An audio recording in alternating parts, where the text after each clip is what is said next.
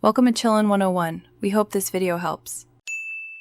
You begin by enabling developer options and allowing mock locations so the system accepts a virtual GPS feed. Once done, install a reputable spoofing app and grant it location permissions. This lets the app inject coordinates. Make sure to disable battery optimizations for the spoofing app so it runs reliably.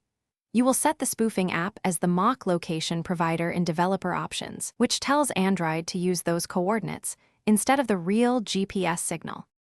You now configure the spoofing app. Pick precise coordinates or drop a pin on the map and choose movement behavior so apps see realistic motion.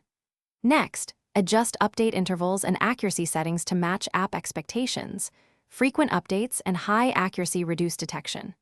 Once configured, launch Google Maps and a location check utility to confirm the phone shows the spoofed coordinates.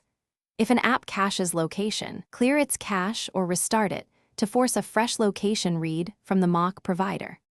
To finish, keep the spoofing app active. Lock it in memory or enable its persistent notification so Android won't kill it.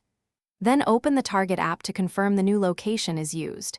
If not, clear that app's cache and restart it. For persistent failures, verify Google Play Services permissions, re-enable mock locations, and check the spoofing app's accuracy and update frequency. If problems continue, restart the phone and rerun the verification steps to ensure the mock provider is applied correctly. Thanks for watching.